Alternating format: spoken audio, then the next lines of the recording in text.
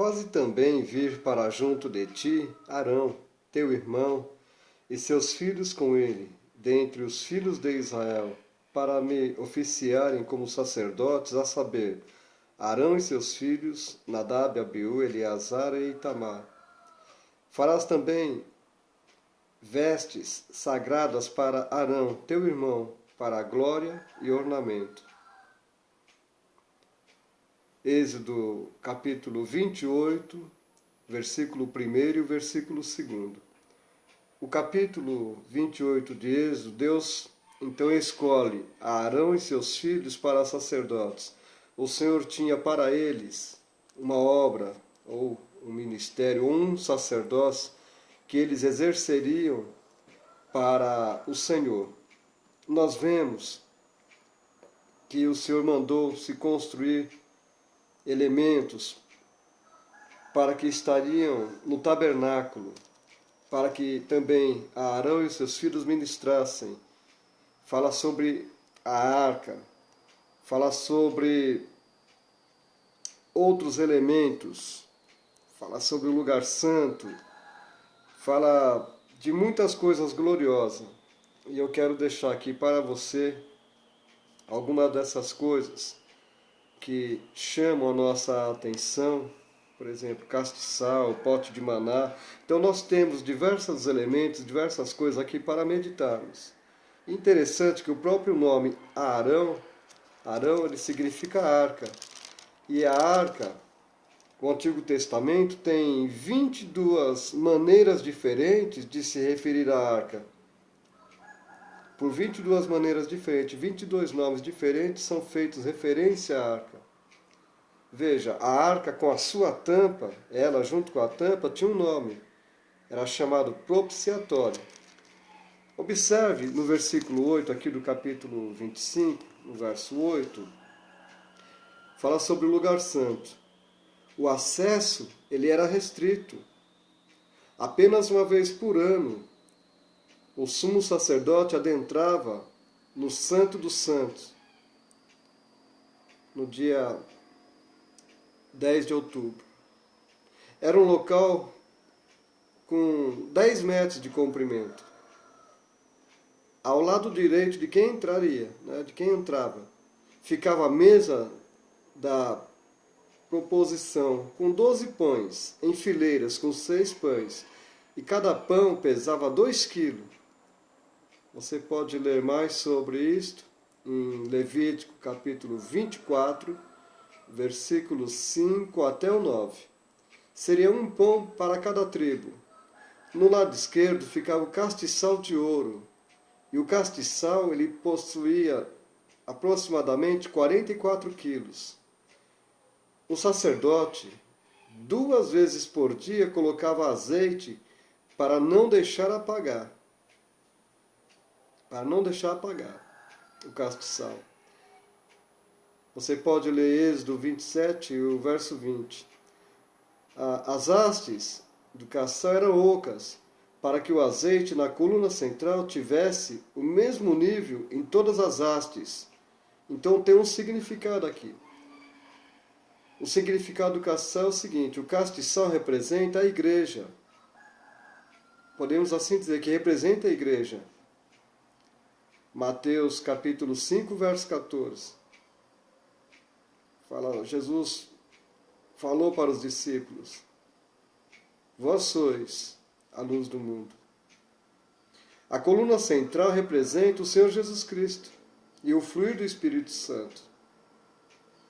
Do castiçal, estou dizendo, a coluna central. As lâmpadas, hoje, é uma representação dos membros do corpo do Senhor Jesus Cristo, que brilham. O fogo representa a luz em cada crente. As hastes eram ocas. Elas não poderiam obstruir o Espírito de Deus de ter livre acesso em nossas vidas. Se você ler Êxodo, ainda no capítulo 25, no verso 10 ao 16, fala sobre a Arca da Aliança, ou do concerto. Ela media 1,25 m de comprimento, e 75 de altura e 75 de largura. Ela era de madeira de acácia, mas ela era revestida de ouro, por dentro e por fora. E ela tinha 4 argolas de ouro para os varais, para que fossem transportados. Os varais eram de madeiras e eram revestidos de ouro também. E o significado da arca? Revestida de ouro, ela representa a glória de Deus. As tábuas da lei, neste lugar, não mais se quebrariam. Jeremias, capítulo 1, verso 12. Eu sugiro que você leia esta palavra. Deus vela pela sua palavra. E agora, a palavra do Senhor, como diz o salmista, para sempre, ó Senhor, a tua palavra permanece nos céus. Jesus disse certa vez, passarão os céus e a terra, mas as minhas palavras não hão de passar. O Senhor zela, Ele vela pela sua palavra. Ainda havia o pote de maná, simbolizando o alimento inesgotável. O povo de Israel, eles se alimentaram do maná por 40 anos. Deus, na sua fidelidade, no seu amor, na sua graça, sustentou Israel naquele deserto 40 anos com o maná. Aqui também fala sobre a vara de Arão. A vara de Arão simboliza o ornamento de uma vida nova. Simboliza também o ministério frutífero. Quando foi colocada aquelas 12 varas, uma de cada tribo, para o Senhor escolher uma, a vara de Arão, ela foi escolhida. Não somente ela tinha havido brotado, mas havia dado frutos.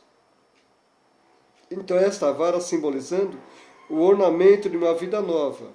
Ela floresceu numa noite. Ela frutificou naquele escuro, ali na presença de Deus. Simbolizando o ministério frutífero. Aí nós temos que levar nossa mente, nos lembrar lá no Evangelho segundo João, capítulo 15, o Senhor disse para os discípulos, eu vos escolhi, eu vos nomeei e eu vos designei para que vades, evangelizem, trabalhem, façam a obra e deis fruto, e o vosso fruto permaneça. Ainda aqui fala sobre o propiciatório, Êxodo capítulo 25, do verso 17 ao 22. Ele era a tampa da arca, era de ouro maciço, batido em bigorna. Era ouro 24 quilates. Então, no dia 10 de outubro de cada ano, o sacerdote aspergia sangue. O significado do propiciatório é o seguinte, era o local propício ao homem que se arrepende. O ouro maciço, a representação da pureza e o valor do Senhor Jesus Cristo. E os querubins no propiciatório em cima da tampa, representando então a presença de Deus. E a aspersão do sangue simboliza o sangue do Senhor Jesus Cristo. O sangue do Senhor Jesus Cristo. Então nós temos aqui no capítulo 28 de Êxodo, conforme eu já lhe falei, coisas maravilhosas. Levíticos capítulo 24, em Êxodo capítulo 25. Então, é importante nós meditarmos no significado de todos esses elementos, porque quando começa falando aqui no capítulo 25, falando sobre fazer vestes sagradas para Arão, ou vestidos, as vestes, elas tinham o propósito de dar a eles dignidade e beleza, a Arão e seus filhos, dignidade e beleza, por causa daquele a quem eu representava, o sacerdote representava o Senhor. Então, eles usavam aquelas vestes com um propósito Então, de estar, assim, vamos dizer, simbolicamente recebendo a dignidade e a beleza, por causa daquele a quem o sacerdote representava. E nós? Nós temos vestes de louvor e um ornamento de um espírito manso e quieto. E as nossas ações, elas são feitas para a glória de Deus. Então, estas são as nossas vestes espirituais. Quando as nossas ações são feitas para a glória de Deus, quando o apóstolo Paulo ele fala, tudo o que fizer, faça para a glória de Deus. Faça tudo como que para o Senhor, não para o homem. Tudo o que fizer, que seja para a glória de Deus. Então, nós estamos vestidos com vestes de louvor, com um ornamento espiritual. O nosso ornamento espiritual, a veste do servo, é a humildade, a capa da humildade. Então nós temos um espírito manso e quieto, e as ações que nós praticamos, elas são feitas para a glória de Deus. Então, aqui estão as nossas vestes espirituais. É isso que nós temos que meditar a cada dia, para nós caminharmos nesse servir a Deus. Que você medite mais na palavra de Deus. Eu deixei aqui uma pequena amostra sobre a escolha que Deus fez de Arão e dos filhos dele para sacerdotes. E lembre-se que, eu nem falei, mas aqui foi citado o nome de Nadab e Abiú, Eleazar e Itamar, fora Arão. Então, Nadab e Abiú, mais para frente, independentemente de ter recebido instruções quanto ao fogo, o primeiro ofício dos sacerdotes era não deixar o fogo apagar. O primeiro fogo, quem acendeu foi o Senhor. E eles não poderiam deixar apagar o fogo. Então a Bíblia nos diz lá na frente que Nadab e Abiú foram mortos. O Senhor matou os dois. Por quê? Porque trouxeram fogo estranho perante o Senhor. E Deus os reprovou. Deus os matou. Então fica aqui também este alerta. Nós precisamos meditar mais na palavra de Deus. Que o Senhor te abençoe e te guarde, que o Senhor seja contigo, que a cada dia você seja uma serva, seja um servo fiel.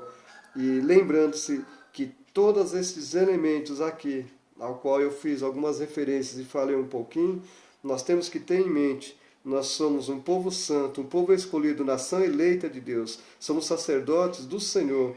O Senhor tem nos escolhido, nós temos um trabalho muito importante a fazer nesta terra. Então, para o nosso Deus, para o Senhor Jesus, temos que dar o nosso melhor, com uma vida pura, limpa, santificada, para a glória do seu nome.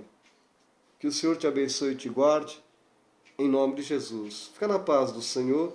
Até a próxima. Amém? Paz. Amém.